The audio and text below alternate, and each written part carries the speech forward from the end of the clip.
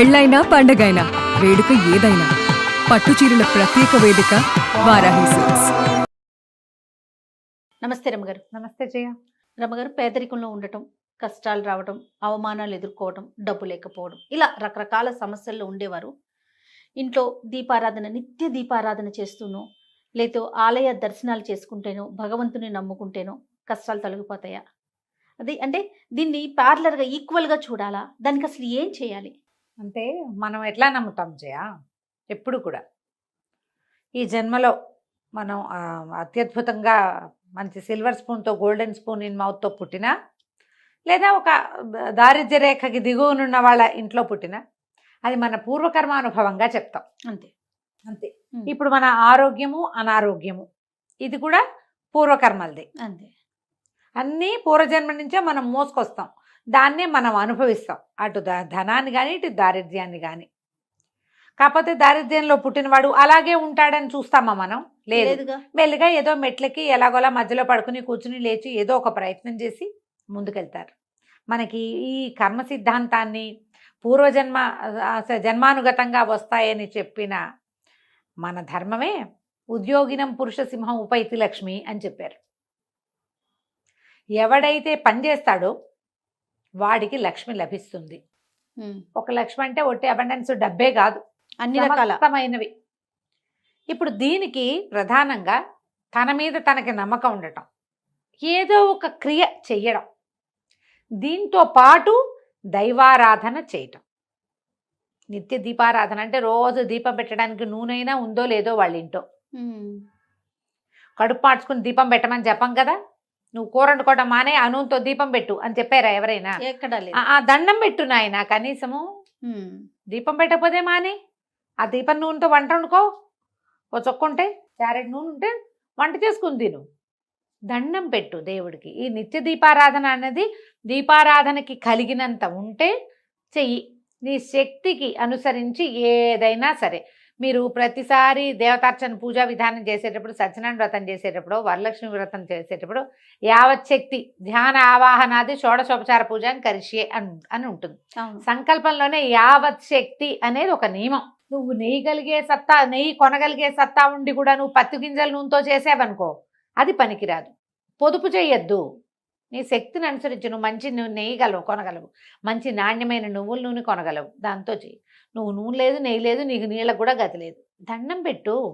మన శక్తిని బట్టి మనం చూసే ముందు మన ఆరాధన క్రమాలన్నీ చూస్తూనే ఉంటాం. ఆవిడెవరో సత్తుపిండి తెచ్చుకుంది పుట్టింటి నుంచి, సత్తుపిండితోటి బియ్యం కొడుగులు చేసి దీపారాధన చేసి దండం పెట్టుకుంది. వాళ్ళు ఎవరో సత్యనారాయణ వ్రతం దీంట్లో నది ఒడ్డును చేసుకుంటుంటే, పేదవాళ్ళు చేసుకుంటున్నారు ఎవరో నది ఒడ్డున చిన్నగా చేస్తున్నారు. అలంకారాలు లేవు, పువ్వులు లేవు, పూసలు లేవు. అక్కడే వీళ్ళు కూడా నోవు నోచుకోవడానికి ఏం కావాలమ్మా? లోపల ఒకటి ఉండాలి, అంతే. స్థిర చిత్తం, ఫోకస్ ఉండాలి. ఈ రెండు ఉంటే మీరు ఏదైనా చేయొచ్చు. ఇప్పుడు మనం ఎన్ని లక్ష రూపాయలు పెట్టి పువ్వులు పెట్టి అలంకారం చేసినా చేసుకోవచ్చు, 10 రూపాయల పువ్వులతోటి కూడా చేసుకోవచ్చు. ఏమీ లేవు, వాకిట్లో ఓ తులసి చెట్టు, ఒక మందార పువ్వు చెట్టు ఉంటే ఒక్క మందార పువ్వు, ఒక తులసి రెమ్మ పెట్టినా సరిపోతుంది.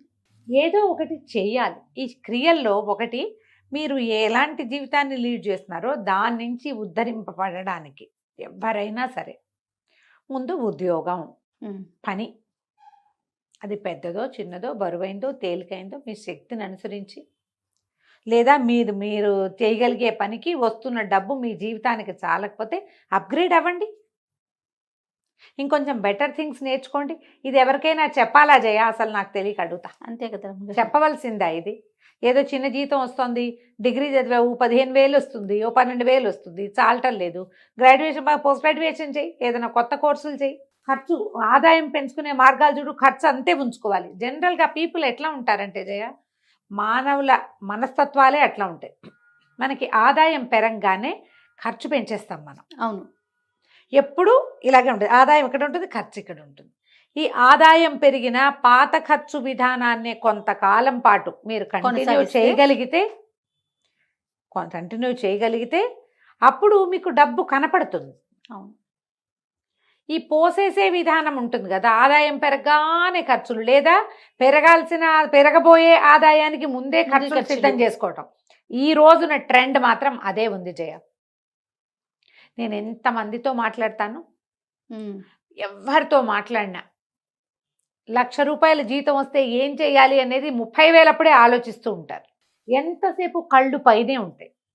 అదే క్రియ చేయటానికి పైకి ఉండవు, ఉమ్, ఖర్చు చేయడానికి ఉంటాయి. ఉమ్, మైండ్ సెట్ మార్చుకోవాలి. పూజ చేయాలి, దీపారాధన చేయాలి.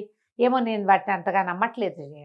చెయ్యాలి చేయాలి. కానీ దాని ఇప్పుడు మీద అదే చేస్తామంటే ఎలా ఎలా కుదిరేను? కుదురుతుంది? ఏదైనా వ్రతం చెప్పండి, ఏదైనా పరిష్కారం చెప్పండి, ఏదైనా పరిహారం చెప్పండి, ఏ దేవుడికి దండం పెట్టాలి, ఏ ప్రార్థన చేసుకోవాలి. మీరు ఏ పొరపాట్లు చేస్తున్నారో అవి మానేయాలి కాదు. జనరల్ గా ఏం చేస్తారంటే అది చెప్పరు అసలు. అవి చెప్పరు. అవి మేము ఈ పొరపాట్లు ఇది అసలు పొరపాటు అని నమ్మరు కూడా.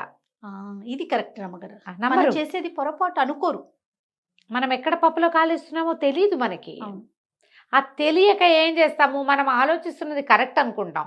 దీన్ని ఎన్హాన్స్ చేసుకోవడానికి ఎవరిదైనా అడ్వైస్ తీసుకుంటూ ఉంటాం. అంతే. మీ రోజువారీ మీ ఆలోచన విధానం ఏమిటి అనేది మీకే కదా తెలిసేది. ఖచ్చితంగా. లోపల నుంచి కరెక్షన్స్ చేసుకోండి మొదట.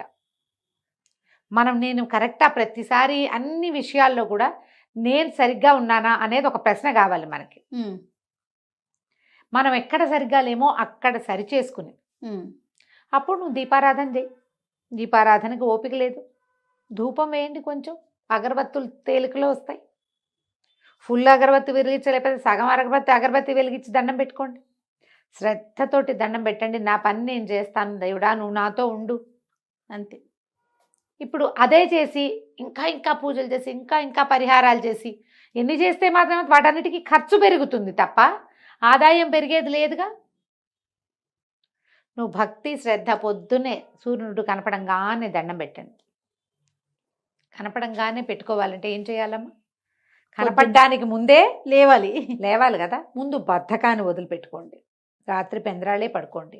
పెందరాళే పడుకోపోయినా పొద్దున్నే లేవండి.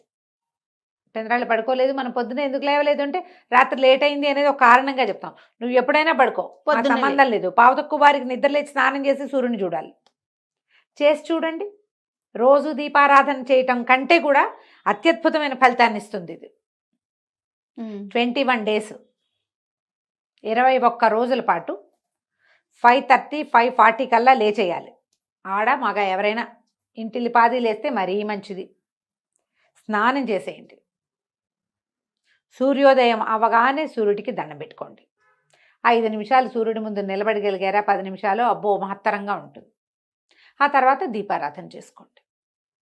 మేము ఇల్లు ఉడవాలి కదా, చేయాలి కదా, పాకిలు కడుక్కోవాలి కదా, మీ ప్లాన్ మీ ఇష్టం వచ్చినట్టు చేసుకోండి. ఒకళ్ళు ఇల్లు ఉడిచి ముగ్గేస్తారు, ఇంకోళ్ళు ఇంకో పని చేయండి. సూర్యుని చూడడం మాత్రం మానద్దు. ఓకే. ఇలా చేస్తే ఏమైనా మన జీవితాల్లో డిఫరెన్స్ వస్తుంది. దేనికైనా కూడా నియమము నిబద్ధత ఈ రెండు చాలా అవసరం. దీంతో మనం నియమ నిబద్ధత గుణాలతోటి మనం జీవితంలో ముందుకెళ్ళగలుగుతాం. నియమం ఉన్నవాడికి ప్రకృతి సహకరిస్తుంది. ప్రకృతి అంటే భగవంతుడు, అంతే కదా. ఆటోమేటిక్గా ముందుకెళ్తాం. దీంతో మీరు నిత్య దీపారాధన చేయండి. శుక్రవారాలు అమ్మవారిని చూడండి, శనివారాలు వెంకటేశ్వర స్వామిని చూడండి, బుధవారం వినాయకుడిని చూడండి, సోమవారం శివాలయానికి వెళ్ళండి, మంగళవారం ఏ జేజి గుడి ఉంటే వెళ్ళండి.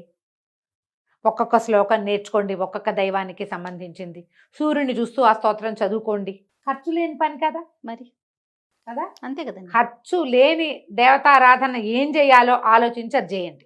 ఆటోమేటిక్గా అన్ని మన దగ్గర అన్నీ వస్తాయి మన దగ్గరికి. అప్పుడు మీరు శక్తి పెరిగాక ఖర్చు పెట్టి దేవతారాధన చేసుకుందరు కానీ అప్పుడు కూడా చేయొచ్చు. అప్పుడు ఇంకా మీరు పెద్ద పెద్ద దూరాలు ఉన్న ఎక్కడో ఉన్న గుళ్ళకి వెళ్ళి రావచ్చు, ఖర్చు పెట్టుకుని వెళ్ళి రావచ్చు. వేరే క్షేత్రాల దర్శనం చేసుకోవాలంటే ఖర్చే కదా, అవన్నీ పెడుదురు కానీ. ఏదైనా ఒక మంచి మాట మాట్లాడండి, తిరగబడకండి, పోట్లాటలు తగ్గించుకోండి. వీలైనంత ఇతరులకు సహాయం చేయండి. ఫిజికల్గా మామూలు డబ్బులు గిబ్బులు మీరేమి ఇవ్వలేరు, అన్నం పెట్టలేరు, మాట సాయం మంచిగా మాట్లాడండి. అయినా తిన్నావా ఉన్నావా అని పలకరించండి. ఎవడైనా పలకరించగానే మనకు ఒళ్ళు మండిపోతుంది. మేమేం బాగున్నాం మీరు బాగున్నారని రియాక్ట్ కాకండి.